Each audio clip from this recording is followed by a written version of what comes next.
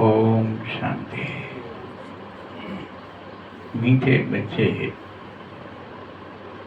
इस दुनिया में निष्काम सेवा केवल बाप ही करता है। कौन सी सेवा? निष्काम सेवा। अब ये गीता का भी टॉपिक है। तू निष्काम कर्म कर। अर्जुन, निष्काम सेवा क्या है?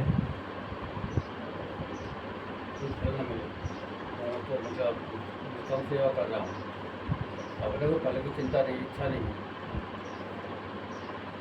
भगवान तो निष्काम काम करते हैं। तो ऐसा आप कोई करते हो? हमको तो बाबा कर देता, मैं लगा आगे मिलेगा। निष्काम सेवा बोलते हैं जिसमें कोई सेवा करने की, फिर उसके बाद उससे कुछ प्राप्ति की कामना न रहे। आपने जो सेवा की, जिसकी सेवा की, उससे मुझे कोई कामना ही नहीं है। ये मेरे काम आ जाए, ये मुझे जाने, ये मेरा सम्मान करे, या ये मुझे कुछ दे, या मेरे काम आए।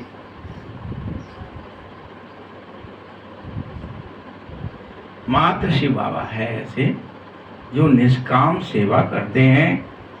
बाकी तुम जो भी कर्म करोगे, तुम जो भी, उसका फल तुम्हें अवश्य मिलेगा।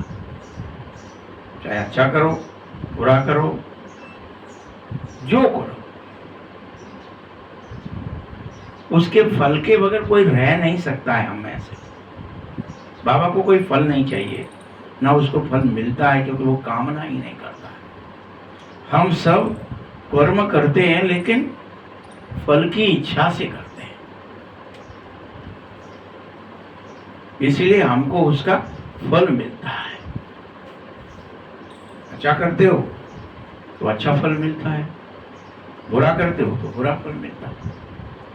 प्रश्न: ड्रामा अनुसार कौन सी बात 100% सर्टेन है जिसकी तुम बच्चों को खुशी होनी चाहिए? क्या सर्टेन है? सर्टेन माने संपूर्ण रूप से निश्चित कि ये तो होगा ही, इसे कोई टाल ही नहीं सकता। सर्टेन का क्या मतलब? यही है। उत्तर है, ड्रामा अनुसार यह बात सर्टेन है क्या कि नई दुनिया में राजधानी स्थापित होकर ही रहेगी। आपको भले लग रहा हो बहुत अत्याचार है, बहुत पाप फैल रहा है, और बढ़ गया ये तो बड़ा भारी। जैसे आप जब देखते हो ना कहीं पर भी, यहाँ देखो कहीं और देखो, यार क्या ही होगा। गवर्नमेंट कुछ करने की कोशिश करती है, अत्याचार तो अब तो और ज़्यादा भ्रष्टाचार, पापाचार हो गया। अत्याचारी बहुत बड़ा अत्याचार, इन्हें कैसे मारेंगे? वहाँ दैत्यों में भी यही दिखाते हैं ना, एक के बाद जो एक आता था।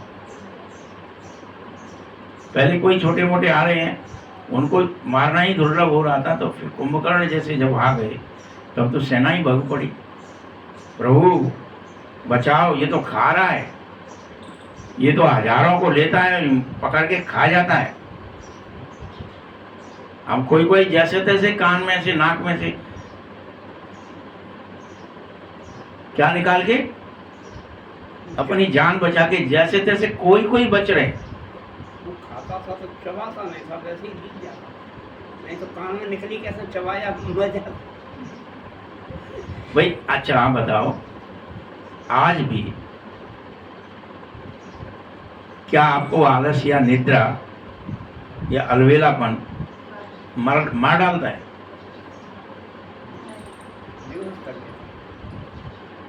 आज भी तो वो खाता तो है, आपको आलसी बना देगा, आपको सुला देगा, मुरली में भी सुला देगा, सुनते सुनते सो जाओगे।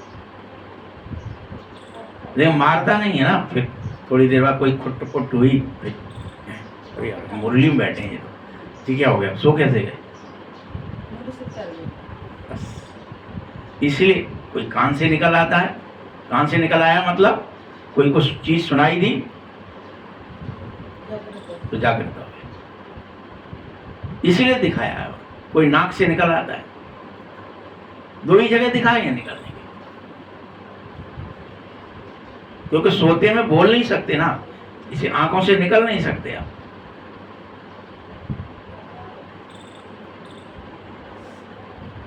तो तुम बच्चों को ये खुशी होनी ही चाहिए कि श्रीमत पर हम अपने लिए अपनी राजधानी, स्वयं की राजधानी स्थापित कर रहे हैं। ये किसी और के लिए कोई एहसान नहीं कर रहे, हम पढ़ रहे हैं तो हमारे लिए क्या होगा, हमारी अपनी राजधानी स्थापित हो जाएगी। इस पुरानी दुनिया का विनाश होना है, इसीलिए तुम बच्चे जितना पुरुषार्थ करेंगे उतना ऊंच पद अवश्य प्राप्त हो जाएगा।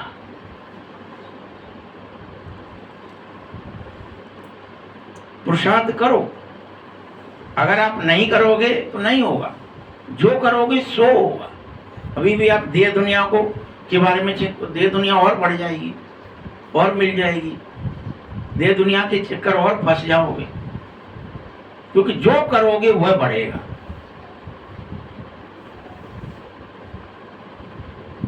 तुम्हें पाके हमने जहां पा लिया। ओम शांति। जो बच्चे कहते हैं बाबा, वही कह रहा है। बच्चे क्या कहते हैं, बाबा तुम्हें पाके हमने स्वर्ग का मालिक बना पा लिया।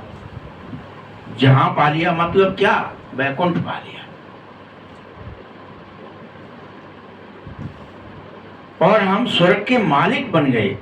तो बाबा भी कह रहा है, बच्चे तुम एक काम करो, मन मुझे दे दो, मन मनावा हो जाओ। बात एक ही हुई ना। मनुष्य सभी पूछ रहे हैं कि ये ब्रह्मा कुमार कुमारियों के इस सत्संग में जाकर भला तुम्हें क्या ही मिलता है जो जाते हो, क्या ही ऐसा करते हैं वो, कुछ तो नहीं करते, कोई विशेष बात भी नहीं बोलते। तो तुम इन ब्रह्मा कुमारियों के सत्संग में क्या करोगे। ब्रह्मा कुमार कुमारियां कहते हैं, बच्चे बाप दादा से तुम विश्व के मालिक बनोगे। अच्छा, विश्व का मालिक कौन बन सकता है, बताओ। वही बन सकता है जो ड्रामानुसार इस समय पुरुषार्थ करेगा। सब कोई बनेगा क्या, 8 बनेंगे कि कितने बनेंगे, कि आप बनोगे कि नहीं बनोगे। अब ये कहोगे हम बनेंगे कि नहीं, ये सोचो पहले। अब दूसरे की मत सोचो, या 8 तो बनेंगे ही, कोई भी बन जाए, हमें क्या फर्क। नहीं, मैं बनूंगा कि नहीं बनूंगा, मेरा ऐसा पुरुषार्थ हो रहा है कि नहीं हो।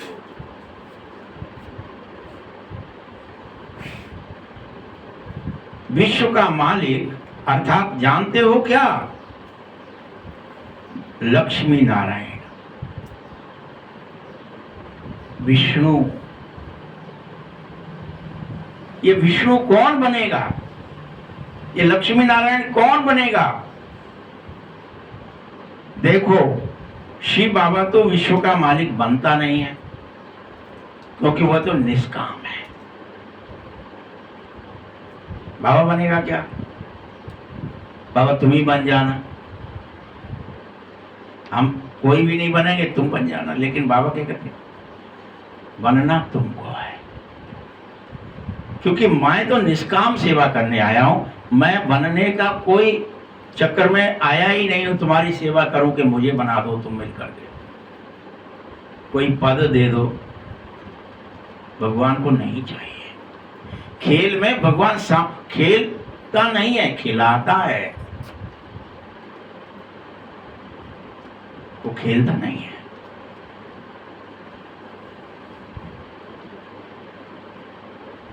इसीलिए तुम बच्चे विश्व के मालिक तो बनोगे, तुम्हारा बाप विश्व का मालिक कभी नहीं बनता। ऐसी निष्काम सेवा करने वाला इस विश्व में बाप के सिवाय कोई होता ही नहीं है। हर एक को स्वयं अपनी सेवा का फल हर हालत में जरूर मिलेगा ही मिलेगा। अब जो करोगे, जितना कर पाओगे उतना फल मिल जाएगा।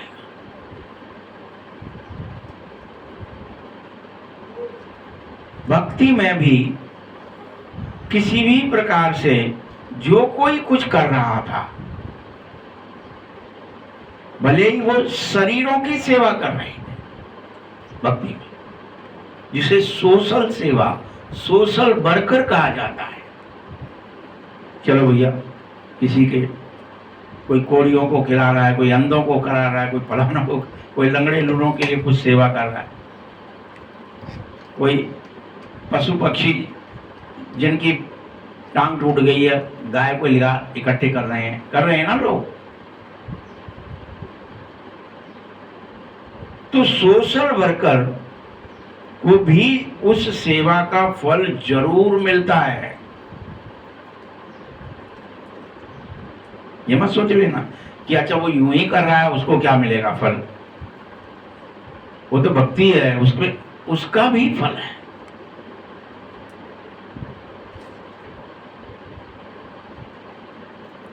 सबसे पहले तो गवर्नमेंट से उसे बहुत सारी पगार मिलती है, पहला फल तो यही है।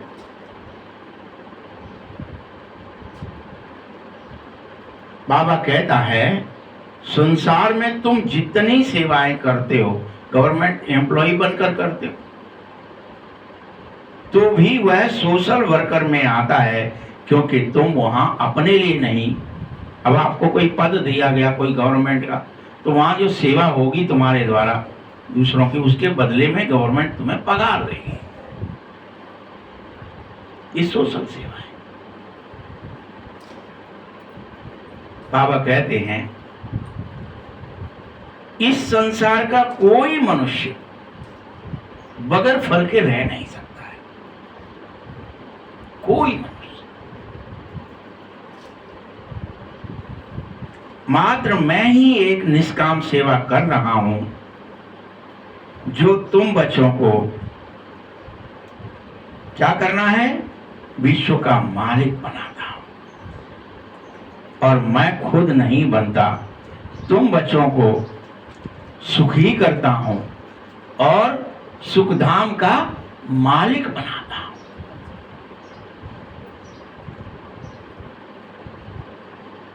वह भी पूरा 21 जन्मों तक निरंतर तुम्हारे अंदर 2500 वर्षों तक लगातार सुख बना ही रहे। ये काम कोई और नहीं कर सकता।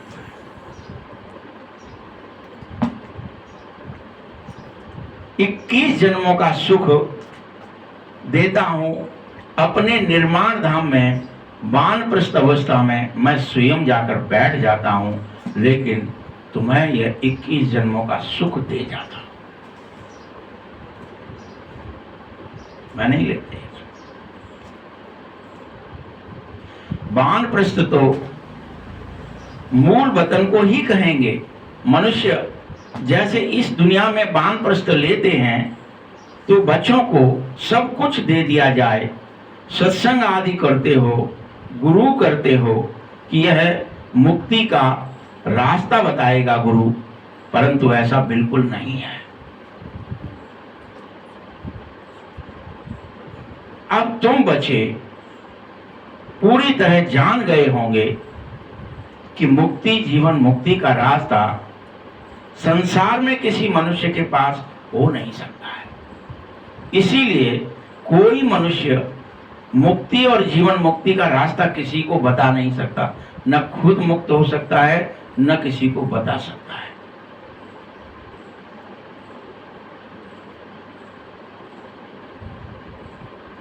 कोई मनुष्य, साधु, संत, महात्मा, ज्ञानी, पंडित अपने को भी स्वयं मुक्ति, जीवन मुक्ति नहीं दे सकते, फिर भला दूसरों को कैसे दे सकेंगे। इसमें बाबा कभी छुपाता नहीं है, या ये नहीं करता है कि किसी की पोल खोल दे। जब साधु संतों का विश्वास तो सब कर लेते हैं, ये गुरु हैं, यही जीवन मुक्ति करेंगे, इन्हीं की शरण में पहुंच जाओ। लेकिन तभी तो तुम्हारे यहाँ साधु अभी नहीं आते हैं, क्योंकि ये वो मानते हैं कि ये हमारी गिलानी कर रहे हैं ब्रह्मा कुमारी यहाँ। कह तो बाबा रहा है, आप कह रहे हो क्या, मैं कह रहा हूँ क्या? नहीं, बाबा ही कह रहे हैं। तो जब कोई सत्य उद्घाटित होता है, कोई सत्य हो जाए, और जब उद्घाटन हुआ तो किसी किसी की तो पोल खुलेगी कि नहीं खुले? अच्छा आप बताओ, खुलेगी कि नहीं खुलेगी? जैसे अपन जब कोई भी बात कह रहे थे कि सूरज पृथ्वी के चक्कर नहीं लगा रहा है, ये पृथ्वी ही घूम रही है, सत्य उद्घाटित तो हुआ नहीं, और जब हुआ तो लोगों ने उसको मार ही डाला, गैलीलियो को तो बेवकूफ बना रहा है। बाइबल में ऐसा लिखा है कि ये सूरज घूम रहा है, तुम बाइबल का विरोध कर रहे, मार दो उसको।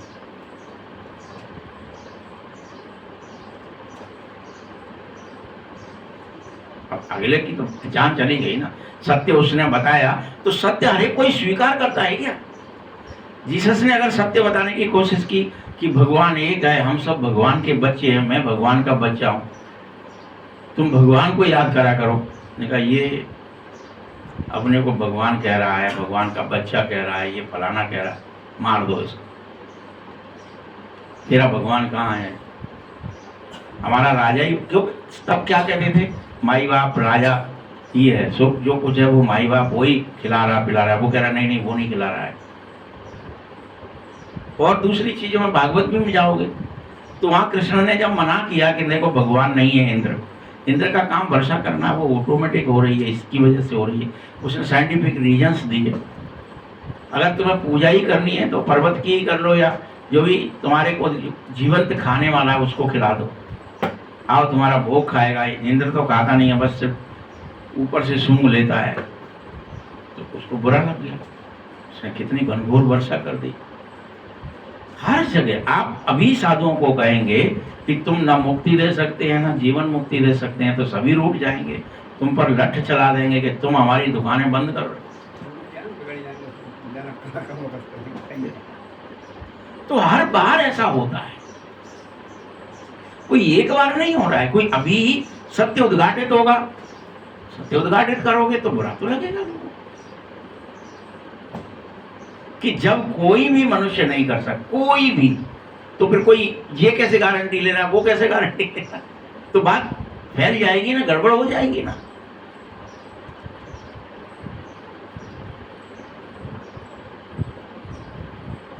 क्योंकि मनुष्य दूसरों को कुछ दे नहीं सकते, जीवन मुक्ति या मुक्ति, इसीलिए बाप आता है, परम धाम छोड़ता है और तुम बच्चों को मुक्ति और जीवन मुक्ति देता है। भगवान को इसलिए कोई और दे नहीं सकता, इसलिए बाबा को अब वहां सब रूठ जाए। अगर भगवान पहले ही आ जाए, मान लीजिए आप पतित होने को हैं, द्वापर युग शुरू होने को है और भगवान आ जाए, तो कैसी स्थिति हो जाती फिर? कैसी कि राम जी सभा में बैठे हैं और सीता जी ने अशुभ उसमें फूलों की जो वाटिका है, फूल बगिया, उसमें देख लिया है, उनको वो पसंद आ गए हैं, वो गौरी से मांग रही हैं। अब वो अभी प्रस्ताव रख दें कि पहले राम जी से ही धनुष तोड़वाया जाए, यही तोड़ दें, मैं वरमाला डाल दूं, बात खत्म हो जाए, तो क्या ही हो जाता? नहीं, बेइज्जती तो होती, लेकिन वो सब क्या ही सोचते, हम तोड़ देते, हम तोड़ देते, हम तोड़ देते। ये तो तुमने पक्षपात कर लिया कि उसी से तोड़वाया। ताकत देख ली, तोड़ लो, बाबा ने क्या किया है?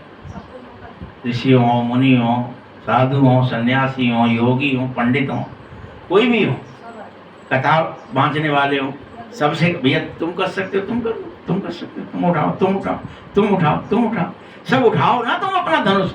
अब जब सबका चूसे किसी से नहीं उठ रहा,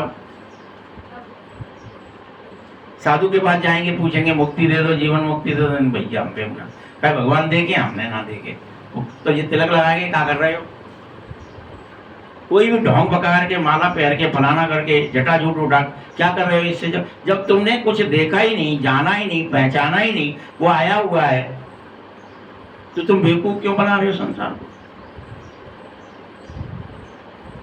तो क्या ही हो जाएगा यहाँ? वही बात हो जाएगी ना कि वो लड़का है, साधारण सा मोड़ा है, अब वो उसने उठा दिया, हम ही उठा देते, हम तो बहुत तगड़े थे उससे। दिखने में कोई तगड़ा दिख रहा है, जटा झूठ वाला तगड़ा ही दिख रहा है, लंबा चौड़ा कोई दिख रहा है, कोई कुछ दिख रहा है। लेकिन उसने क्या पसंद किया? ब्रह्मातन पसंद किया, बूढ़ा आदमी, बिजनेस करने वाला, धनवान, एक्सपीरियंस वाला, ये सब कर्म भोग लिए हैं, सब गुरु करके देख लिए, सब करके देख लिए। फिर उसमें आकर के कहने लगा, मैं तोड़ देता हूं तुम्हारे भ्रम। क्या तोड़ देता हूं? कौन सा धनुष तोड़ना है? जो हम भ्रम पाले बैठे हैं, सारे भ्रम टूट जाते हैं। बस चेक करो, हमारे भ्रम टूट रहे हैं क्या? हमें एक बल एक भरोसा हो रहा है क्या कि भगवान ही जब सर्वशक्तिमान है, भगवान ही जब मुक्ति, तो हम उसी को याद करें ना। भगवान ही सुख का सागर, वही सुख दे। संसार की कोई वस्तु, व्यक्ति, कर्म सुख दे ही नहीं सकता, वो सुखधाम ले जा ही नहीं सकता।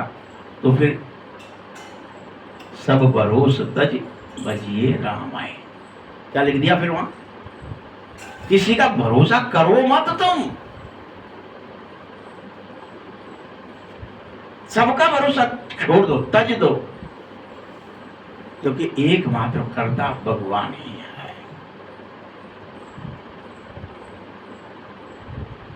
सारे भ्रम तोड़ता है। बाप आया है, तुम बच्चों की, वहां के रहने वाले हो ना, वह बताने, तुमको पाठ बजाने की बात बता रहा है और कह रहा है कि इस संसार में ये कुरुक्षेत्र है, कर्म क्षेत्र है, यहां पर तो तुम मात्र कर्म ही करने पड़ेंगे। जो करोगे सो भरोगे, जो करोगे सो भरोगे, यही करते रहोगे। बाबा को भी एक बार यहाँ जरूर आना पड़ता है तुम बच्चों के लिए। जबकि स्वर्ग की स्थापना हो रही है तो जरूर नरक का विनाश भी होना ही है, उसे भी कोई रोक नहीं सकता। अगर कोई कहे कि नरक तो बड़ा ताकतवर है, या बड़े बड़े दैत्य बैठे हैं, बड़े बड़े भ्रष्टाचारी बैठे हैं, बड़े बड़े पापी बैठे हैं, बड़े अहंकारी बैठे हैं, बड़े अभिमानी, उन्हें कैसे मरेंगे, उनका क्या ही होगा?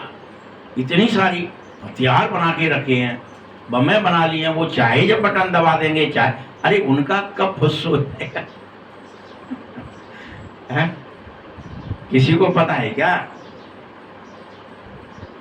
अभी तुम जान गए हो कि शिव बाबा इस ब्रह्मा द्वारा आदि सनातन देवी देवता धर्म की स्थापना कर रहा है।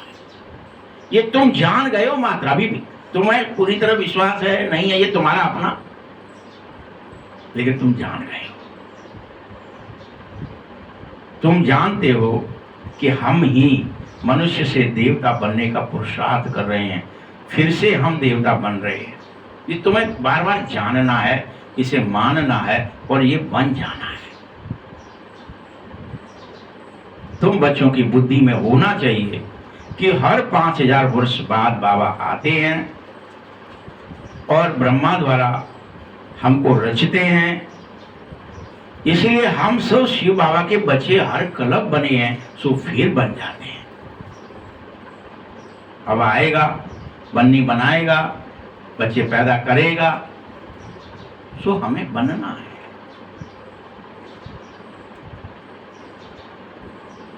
वर्षा पाने के लिए ही तो बाबा यह सब करता है, पतित पावन, इसीलिए उसको कहा जाता है कि वो वर्षा देने आता है। बाप एकमात्र ज्ञान के सागर, नॉलेजफुल भी हैं, वही है ज्ञानी, उसको ही सब जानकारी है। योग अर्थात याद सिखा रहा है, परंतु निराकार डायरेक्ट कैसे समझाता, इसीलिए ब्रह्मा द्वारा तुम्हें ब्रह्मा मुख गौमुख लिया गया है, जिससे तुम्हें मनुष्य से देवता बना सकूं, समझा सकूं, बोल सकूं तुमसे। एक मुख है, ये गौमुख है।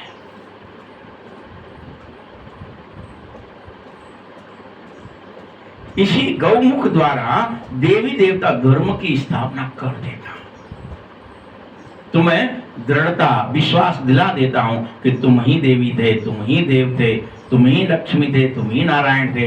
तुम्हें विश्वास भरोसा हो जाता है।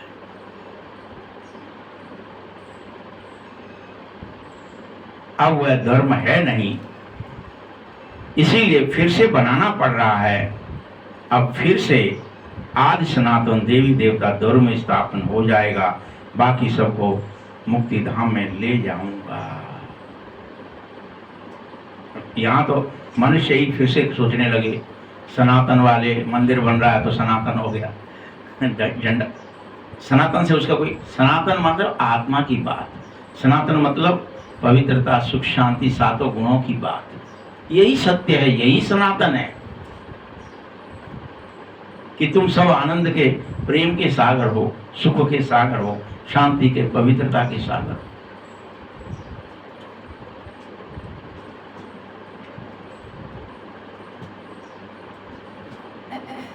यह देवी देवता धर्म स्थापित हो रहा है, बाकी सबको मुक्ति धाम में ले जाऊंगा।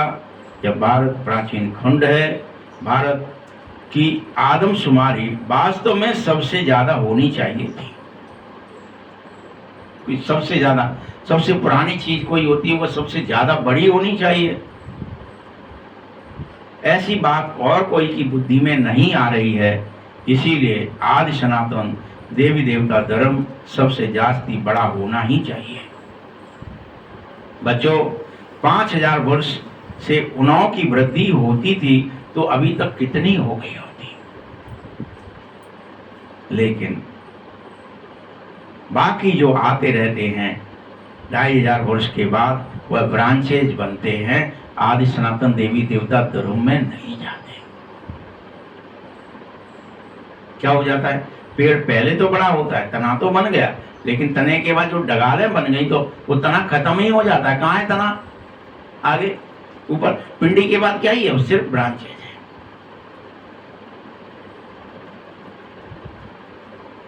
तो 2500 वर्ष बाद फिर इस्लामियों की आदमशुमारी और अन्य अनेक धर्मों की आदमशुमारी बढ़ने लगती है, आदि सनातन देवी देवता धर्म की नहीं। जब इस्लामी आए थोड़े दिन बाद फिर बौद्धी आ जाते हैं, जैन आ जाते हैं, अनेक प्रकार के लोग आ जाते हैं, क्रिश्चियन आ जाते हैं।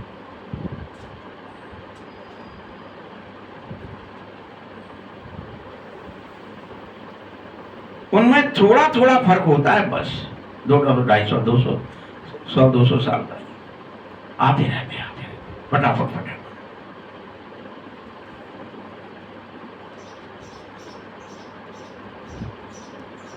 धीरे धीरे यह झाड़ फिर रजो प्रधान हो जाता है और तमो प्रधान बनने की ओर चलने लगता है। यही हिसाब है जो अनन्य समझदार बच्चे इस हिसाब को जान सकते हैं। उनको ख्याल करना पड़े। आजकल लिखते हैं कि चाइनीज चीज सबसे ज्यादा है, परंतु उनको सृष्टि चक्र का ज्ञान तो है नहीं बच्चों। ये सब राज तुम बच्चों की बुद्धि में ही होगा, बाकी किसी के बुद्धि में आएगा ही नहीं। जो पढ़े लिखे हैं तुम्हारे अंदर, उनको डिटेल में समझना चाहिए कि मात्र देवी देवता धर्म 5000 वर्ष चलता है। देवी देवता धर्म वाले लोग 5000 वर्ष तक एक्टिंग करते हैं, बाकी कोई कर न सके। इस समय उनकी संख्या सबसे ज्यादा होनी चाहिए थी, तो सबसे कम है। है ही नहीं, क्योंकि सभी देवी देवता धर्म वाले अन्य अन्य धर्मों में बदल गए हैं, कन्वर्ट हो गए हैं। वही पूरे विश्व में सारी मानवता वही है, लेकिन वो कन्वर्ट हो गई है।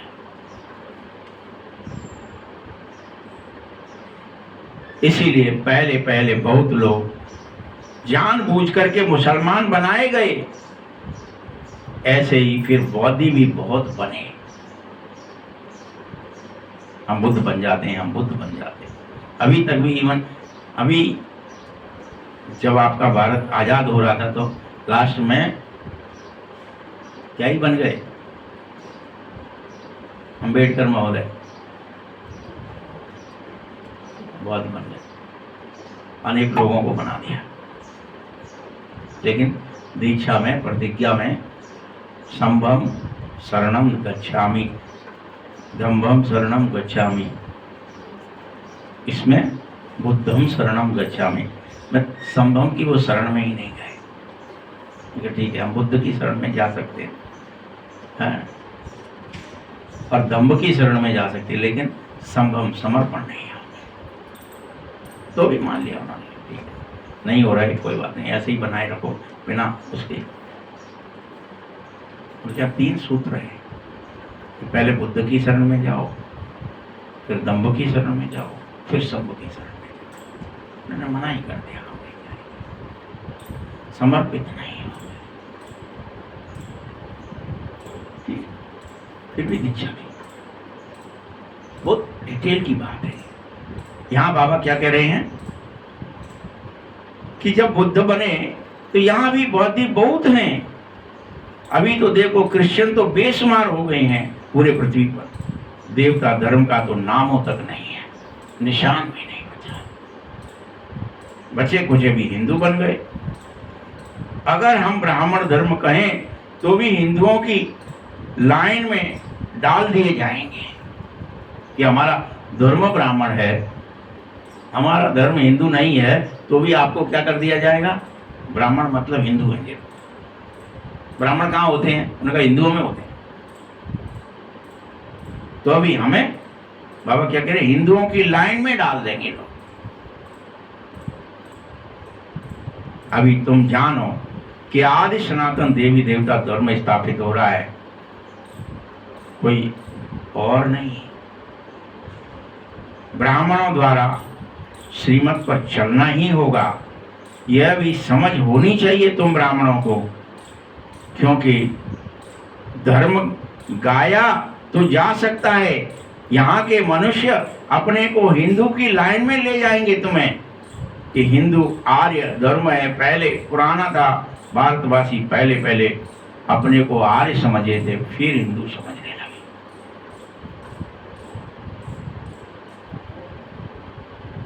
बहुत धनवान थे तुम, अभी तो सब अनार्य हो गए हो, आर्य भी नहीं बचे। कोई अकल बची नहीं है। जिसको जो आया वह धर्म का नाम लिख दिया। झाड़ के बिचारी छोटे छोटे पत्ते टहल टहलियां जैसे हो जाती हैं, वैसे करोड़ों की संख्या में हो गई हैं।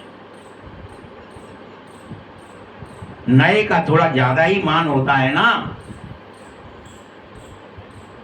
अभी तुम बच्चे समझो कि हम बाबा से स्वर्ग का वर्षा ले रहे हैं, तो ऐसा वर्षा देने वाले बाबा को कितना याद करना चाहिए। तुम जितना ज्यादा याद करोगे, एक तो वर्षा मिलेगा और दूसरा तुम अवश्य ही पवित्र बन जाओगे। लौकिक बाप से तो धन का वर्षा मिल सकता है, लेकिन साथ साथ फिर वह लौकिक बाप ही तुम्हें पतित बनने का भी वर्षा दे देता है। वो क्या ही कहेगा, धन ले लो लेकिन ब्याह करो, बच्चे पैदा करो, तुम भी मेरी तरह काम धंधा बिजनेस करो, मेरा जो कुछ है क्रोध भी करो, लोभ करो, मोह करो, ये सब बचा के रखो। तो क्या कहते बाबा, वह धन का वर्षा देता है, लेकिन साथ साथ पतित बनने का भी वर्षा देता है। लौकिक बाप। ये लौकिक बाप और पारलौकिक बाप ये दो हैं, बीच में अलौकिक बाप आ जाता है। इसको बीच में दोनों तरफ से जोड़ दिया जाता है। शिव बाबा को तो कोई तकलीफ नहीं होती है ना। इसको देखो, ब्रह्मा को गाली बहुत पड़ती है। जब यह पवित्र बनने की बात जब इसके मुंह से निकलती है तो मनुष्य समझते हैं कि ये कह रहा है, तो गाली किसको देते हैं लोग? जो कह रहा है उसको देंगे ना, ब्रह्मा को देते हैं। गाली इसको खानी पड़ती है। वास्तव में कृष्ण को गाली नहीं मिल सकती, क्योंकि बीच में तो यही फंसा है ब्रह्मा। तब तो सभी पवित्र हैं, तब कोई गाली क्यों देगा? तब तो सब पवित्र ही हैं। कहते हैं रास्ते चलते ब्राह्मण को फंसा लिया, गाली खाने को फंसाया बाबा ने। लौकिक बाप को तो सहन कर लेते हो, ये किसको पता ही नहीं है कि शिव बाबा इसमें प्रवेश हो जाता है और एकमात्र कर्म करने के लिए पतितों को पावन बनाने का कर्म करता है बाबा, इसके लिए इसमें प्रवेश होता है।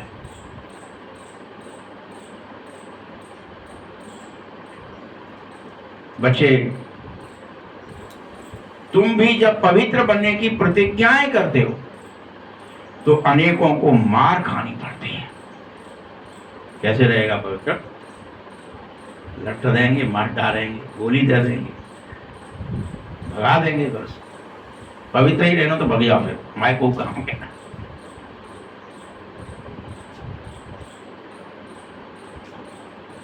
बाबा कहते मैं सबको वापस ले जाने आया हूं। तुम जानो कि तुम्हें घर चलना है, उससे पहले मौत सामने खड़ी हो गई है। इस पर विजयी बनो, मरो मत। नहीं कि मौत सामने आ गई वो तो मरना नहीं है। जीते जी मौत मरे तो मरे, हम नहीं मरेंगे, हम अविनाशी हैं। विनाश भी जरूर चाहिए, बगैर विनाश सुख शांति की स्थापना हो न सके। कैसे होगी? जब कोई लड़ाई लगती है तो मनुष्य उसके लिए यज्ञ रचते हैं, लड़ाई बंद हो जाए। लेकिन तुम्हारा एकमात्र ऐसा यज्ञ है जो तुम इसलिए लड़ रहे हो, इस यज्ञ को इसलिए कर रहे हो ब्राह्मण कुल भूषण, कि तुम ऐसा यज्ञ रचे जिसमें सब विनाश हो जाए। वो लोग शांति के लिए यज्ञ रचते कि ये लड़ाई बंद हो जाए। तुम यज्ञ किस लिए रचा है बाबा ने तुम्हारे लिए? कि तुम्हारा सब विनाश हो जाए। देह दुनिया की स्मृति, देह दुनिया सब विनाश हो जाए। तो पुरुषार्थ करेंगे वही चलेंगे, बाकी जाएंगे मुक्तिधाम। ये किसी को पता न होने के कारण कितना तुम्हें डर लग रहा है। बच्चे, शांति के लिए कितना धक्का खा रहे हो, कॉन्फ्रेंसेस कर रहे हो। सिर्फ तुम ब्राह्मण यह बात जानो कि सुखधाम शांतिधाम की स्थापना हो रही है। ये स्वीकारो, भगवान आए हैं और वो सुखधाम की शांतिधाम की स्थापना करवा रहे हैं। वो सुखधाम का शांतिधाम का वर्षा दे रहे हैं। यहाँ के लौकिक बाप की तरह पतित होने का वर्षा नहीं दे रहे, पवित्र होने का वर्षा दे रहे। बच्चों, विनाश के सिवाय स्थापना हो न सके। तुम अभी त्रिकालदर्शी बन जाओ। तीसरा नेत्र ज्ञान का तुम्हें मिला है। वह तो कहते रहते हैं कि शांति कैसे हो, अर्थात कोई भी लड़े नहीं, ये कैसे हो जाए, संभव नहीं है। घर घर में कलह है, क्लेश है, दुख है। सभी कह रहे हैं कि एकता हो जाए, लेकिन हो नहीं रही। एक ही बाप है जो श्रीमत दे रहा है और हम सब एक बाप के बच्चे भाई भाई हैं, तभी तो वननेस होगी, एकता होगी। हम सब एक हैं। एक बाप के बच्चे आपस में न लड़ाई कर सकते न झगड़ा। यह भी तो सतयुग में ही था, वहां कोई भी आपस में लड़ाई झगड़ा नहीं कर सकता था। सबको बेहद एक दूसरे से भी आत्मिक प्रेम था।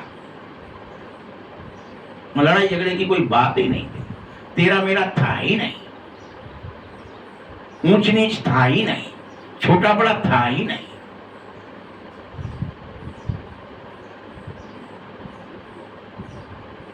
यह तो हो गई सतयुग की बातें, लेकिन अभी तो कलयुग है ना बच्चे। बरोबर उस समय तुम देवता कहला रहे थे, बाकी सब आत्माएं परम धाम में बैठी थी ही नहीं जो उन्हें पता हो। उनको तो पता ही नहीं है कि इतना सुख भी था, आपसी सामंजस्य था, बेहद एकता थी, पूरी पृथ्वी कुटुंब की तरह थी। अब तुम समझो, सिर्फ एक राज्य सिर्फ सतयुग में होता है, वहां सुख शांति सब होती है। ये सब बातें तुम्हारी बुद्धि में नंबर वार पुरुषार्थ अनुसार फिट बैठ जाएंगी। धीरे धीरे धीरे धीरे सुनते सुनते बैठ जाएंगे।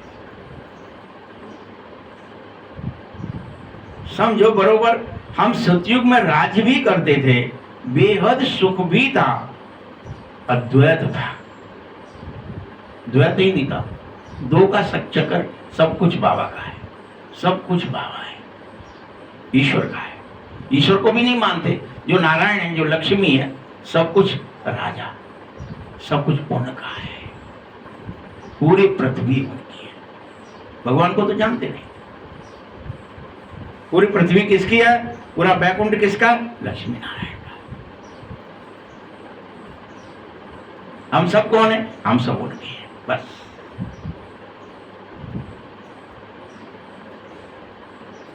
सब अद्वैत था, एक। यह ज्ञान किसी को नहीं है। इस समय तुम ज्ञान के सागर बनो। बाप तुमको आप समान बनाने आया है। जो बाबा की महिमा है वही तुम बच्चों की हो जाए। तुम पूरी तरह बाप समान बन जाओ।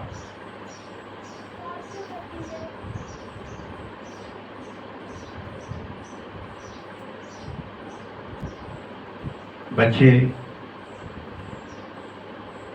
लड़ाई आदि लगनी है। जब कोई लड़ाई लगती है तो क्या समझते हो कि सुखधाम और शांति धाम स्थापित हो। अभी कोई लड़ाई नहीं है, सब कह रहे हैं भक्ति मार्ग है ये, वो खत्म हो चुका है। बाबा की महिमा बहुत बननी है। सिर्फ दिव्य दृष्टि की चाबी बाबा के पास रहती है। बाबा ने ही बताया है कि भक्ति में मुझे काम करना पड़ता है। जब भक्ति शुरू होती है तो जिसकी पूजा करते हो, मैं उसकी, जो कोई पूजा करता है उस रूप में उसको, उसकी कामना पूरी करना शुरू करता हूँ। ये मेरा काम द्वापर से शुरू हो जाता है।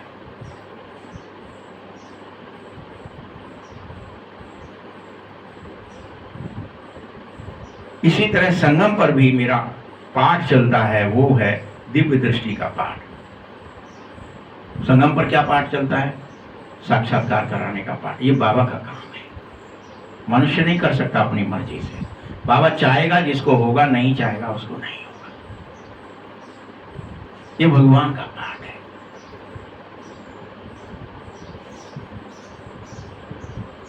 कहते हैं ना, अर्जुन ने विनाश का साक्षात्कार किया, तो ये विनाश जरूर होना है जिसका साक्षात्कार अर्जुन ने किया। वैसे तुम बच्चे भी कर सकते हो। यह बाप का काम है कि तुम्हारी संगम पर दिव्य दृष्टि करे और तुम्हें तुम्हारे सभी प्रश्नों का उत्तर मिले।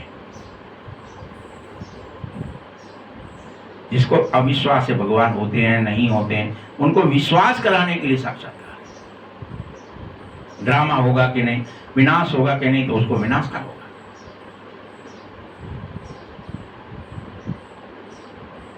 विष्णुपुरी भी जरूर स्थापित होगी। बाप ने जैसे कल पहले समझाया था, मैं डिटो वैसे ही बैठ तुम्हें समझा रहा हूं कि बच्चे, तुमको मनुष्य से देवता बनना ही होगा। तुम दिन रात पुरुषार्थ करो। जब देवता बन जाएंगे तो आसुरी सृष्टि का विनाश चाहिए ही चाहिए, क्योंकि अभी तुम असुर बने हो, इसलिए ये पूरी सृष्टि आसुरी हो गई है। यहां हर कर्म आसुरी है।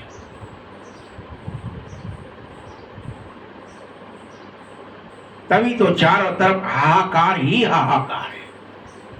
हर चीज में भय है, दुख है, बीमारियां हैं, लूटपाट है, चारों तरफ हाहाकार है। बुद्धि समझ सकती है तुम्हारी, नेचुरल कैलेमिटीज से हाहाकार है। ध्यान से सुनो, बाबा कह रहे हैं कि चारों तरफ हाहाकार मचना ही है, उसे कोई नहीं रोक पाएगा। बुद्धि समझ सकती है, नेचुरल कैलेमिटीज आना ही है। अभी सिर्फ कोई भूकंप ही नहीं आएंगे, मूसलाधार बारिशें इतनी होंगी, अनेकों बांध टूट जाएंगे। समुद्र में भर जाएगा। भाई बारिश होगी, कहां तक रोकोगे उसे? कितने गेट खोलोगे? इन सब का विनाश हो जाए तभी तो सतयुग की स्थापना हो, क्योंकि अभी वो समय आ गया है जब पांचों तत्वों की खाद भी मिलेगी। इस धरती को खाद देखो कितनी चाहिए। बाबा कहता है इस रुद्र ज्ञान यज्ञ में ये सब स्वाहा हो जाएगा, सब स्वाहा हो जाएगा। शिव बाबा का अभी देखो कैसे भक्ति में तुम रुद्र यज्ञ रचते थे, शिव बाबा का ज्योतिर्लिंग बनाते, छोटे छोटे शालिग्राम बनाते, पूजाएं करते, फिर मैट देते, फिर रोज बनाते, पूजा करके फिर तोड़ देते थे। शिव बाबा के साथ जिन्होंने भी सेवा की उन्हों का यह हाल करते हैं। रावण की देखो, हर वर्ष उसकी एफिजी जलाई जाती है। दुश्मन की तो एक दो बार ही बनाते होंगे, लेकिन इसकी तो बरस बरस बनाते हो, बरस बरस जलाते हो, और इसका बरस बरस जलाने का नियम रखते हो कि भैया दशहरा तो मनेगा, वो तो त्योहार है। एक बार भी ऐसा नहीं कर सकते कि तुम्हारा गुस्सा एक ही बार में उससे निकल जाए। गुस्सा निकलता ही नहीं है पूरा। रावण को हर वर्ष जलाने का रिवाज बना रखा है, इसका भी अर्थ नहीं समझते हो। कहते हो रावण ने सीता को चुराया था, कुछ अर्थ नहीं समझते इसका। विदेशी क्या समझेंगे बेचारे, कुछ भी नहीं जानेंगे। तुम दिन प्रतिदिन बड़े और बड़ा रावण बनाते जा रहे हो, क्योंकि रावण बहुत दुख दे रहा है। तुम्हें यह पता भी नहीं है कि दुख देने वाला कौन है। अभी तुम इस पर जीत पाओ, सतयुग में होगी ही नहीं। ये जो कर्म भोग है, बीमारी आदि है, यह सब का मूल कारण रावण है। कर्म भोग का भी, बीमारियों का भी, ये सब रावण के कारण से है। रावण की प्रवेशता होने के कारण मनुष्य जो भी कर्म कर रहा है उससे वह पाप ही कर रहा है, विकर्म ही कर रहा है। उससे कुछ होता ही नहीं है, दूसरा देखेगा तो देह की दृष्टि से। इसलिए पाप हो रहे हैं, विकर्म हो रहे हैं। बच्चों, यह खेल ही ऐसे बनाया है सुख और दुख का। इस की हिस्ट्री ज्योग्राफी का किसी को पता ही नहीं है। लक्ष्मी नारायण को यह राज्य कैसे मिलता है यह भी तुमको नहीं पता है। तुम छोटे छोटे बच्चे समझो, ये लक्ष्मी नारायण सतयुग में राज्य करते थे, फिर संगम पर ये राजयोग सीख रहे हैं, फिर से ये बड़ा पद पाएंगे।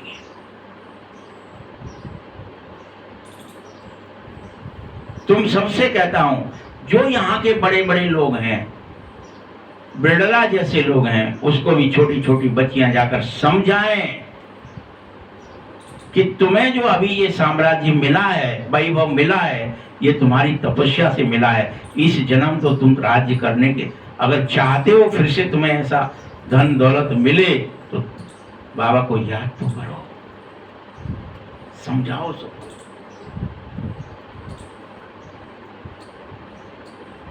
भल अभी कलयुग है, लेकिन पुरुषार्थ का समय तो अभी ही है।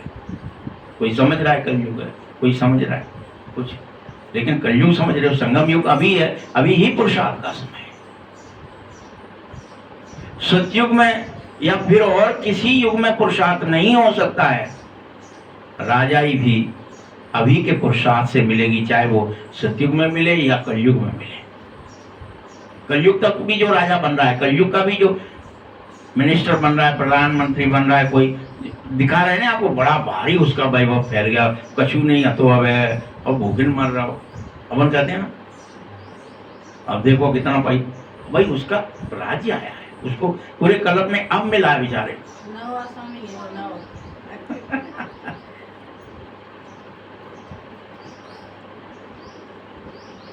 क्योंकि राजाई सबको लेनी है, राजाओं का ताज ही उड़ा दिया है। धर्मशास्त्र भी बहुत हैं, गीता धर्म का शास्त्र है, जिससे 3 धर्म अभी स्थापित हो रहे हैं, ना कि सतयुग में होंगे। अभी 3 धर्म एक साथ स्थापित होते हैं, ब्राह्मण धर्म, फरिश्ता धर्म, देवता धर्म। फरिश्ता और ब्राह्मण धर्म एक ही माना जाता है, इसीलिए दूसरा धर्म देवता धर्म कहते हैं और तीसरा क्षत्रिय धर्म कहा जाता है। इन सबको सुवर्ण कहा जाता है। सुवर्ण का अर्थ सोने का युग। उसकी स्थापना हो रही है। ऐसे नहीं कि लक्ष्मी नारायण ने व राम ने कोई धर्म स्थापित करेगा, आकर के राम करेंगे या लक्ष्मी नारायण कोई धर्म की स्थापना करेंगे, वहां धर्म स्थापित होता ही नहीं। ये धर्म अभी संगम पर स्थापित हो जाता है, वहां तो सिर्फ प्रारब्ध भोगेंगे, स्थापना नहीं हो सकती।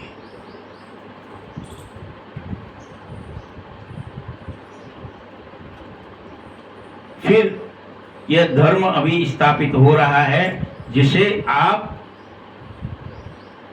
धर्म की स्थापना का नाम दे सकते हो। बाद में इस्लामी, बौद्धिक, Christian dot dot dot. Christian का एक ही धर्म शास्त्र है, बाइबल, बस। फिर पीछे वृद्धि होती जाती है। अभी आदि सनातन देवी देवता धर्म की स्थापना हो रही है, फिर से देवी देवता धर्म स्थापित हो रहा है गीता के द्वारा। तुम ड्रामा के इस राज को जानो, अच्छी रीति समझो और खुशी खुशी में रहो।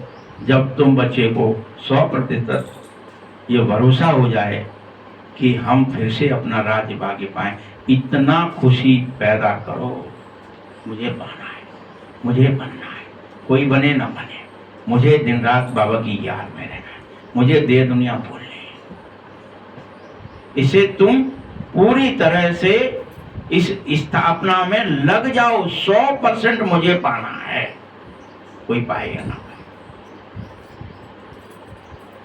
मुझे अपना राज्य और भाग्य बनाना है। ना इसमें लड़ाई की कोई बात है, ना झगड़े की। कोई युद्ध नहीं करना है, पुरुषार्थ करना है अपने सिंहासन पर बैठने का, अपने देहाभिमान को भुलाने का। राजधानी स्थापित हो रही है, कोई छोटा मोटा काम नहीं हो रहा। इस पर 100% भरोसा करो कि मुझे स्थापित हो जाना है, सत्य में और धर्म में।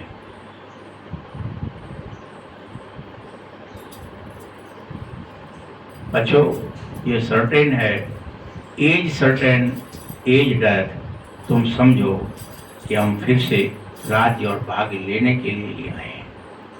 कलप कलप बाप से वर्षा लेते हैं। जितना पुरुषार्थ करोगे उतना ऊंच पद अवश्य पाओगे। अच्छा, मीठे मीठे सकिलते बच्चों प्रति माता पिता बाप दादा का याद प्यार और गुड मॉर्निंग। रूहानी बाप की, रूहानी बच्चों को नमस्ते। रूहानी बच्चों की भी बाप दादा को बहुत बहुत याद प्यार और नमस्ते। धारणा के लिए मुख्य सार है, जो बाबा की महिमा है उस महिमा को स्वयं क्या करो, स्वयं में जरूर धारण करो। लाना है अंदर में, भगवान की जो महिमा वो मेरी भी हो जाए।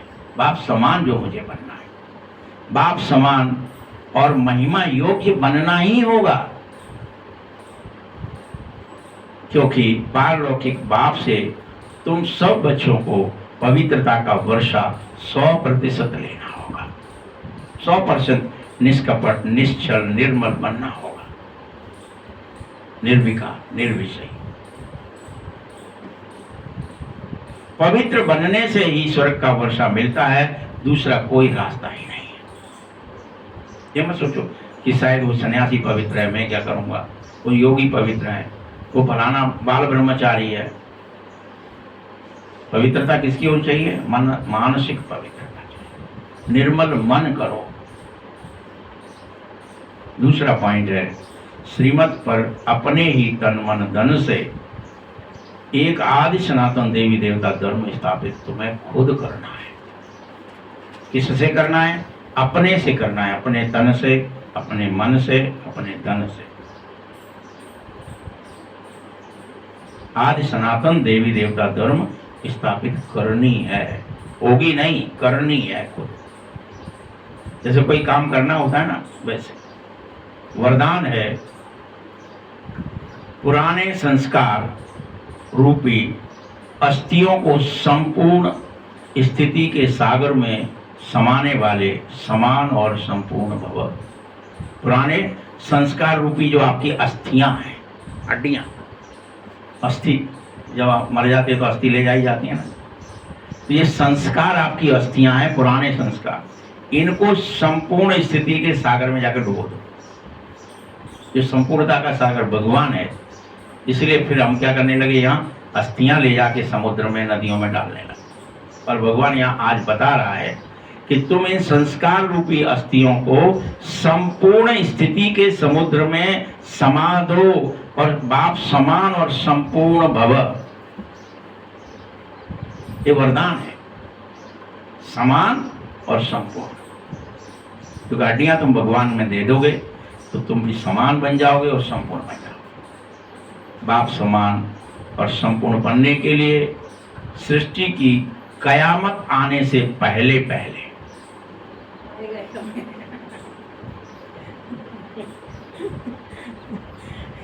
अपनी कमजोरियों और कमियों की कयामत तो करो। कोई भी उलझन का नाम और निशान न रहे, ऐसा कोई अपने को उज्जवल बना लो जैसे तुम्हारा तो जीवन ही परिवर्तन हो गया है, तुम्हारा जन्म नया हो गया है और तुम अपने नए जन्म में पुराने जन्म की सब बातें भूल गए हो। ऐसे अभी जीते जी स्वभाव और संस्कार को इतना निर्मल बना लो कि पुराना सब मिट जाए। ऐसे पुरानी बातों को, पुराने संस्कारों को भस्म कर दो पूरी तरह से। जैसे अस्थियों को संपूर्ण स्थिति में भस्म करते हो, वैसे ही अपने को, पुराने स्वभाव और संस्कारों को भस्म करो, संपूर्ण स्थिति के समुद्र में समा दो, तब कहे जाएंगे समान और संपूर्ण।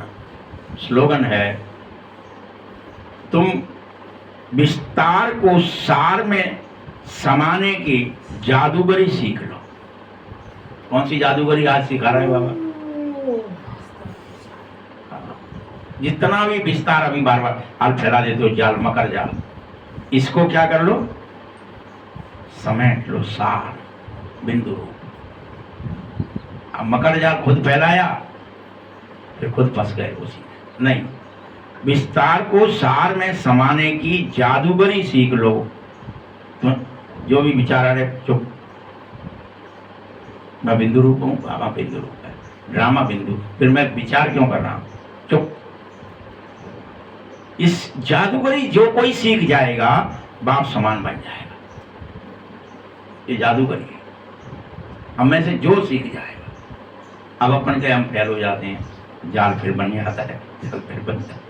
योग में बैठते बन जाता है, ध्यान में बैठते, चलते में बन जाता है, बैठते में, खाते में बन जाता है। नहीं, बातें करते में जाल बना देंगे, इतना लंबा जाल के फिर समेटेगा ही नहीं, निकालते रहेंगे वहां में से। और कहो, और भाभी का कर रहे, भैया का कर रहा हो, बहन का कर रहे, कक्का का कर रहे, तुम माँ का क्यों गए?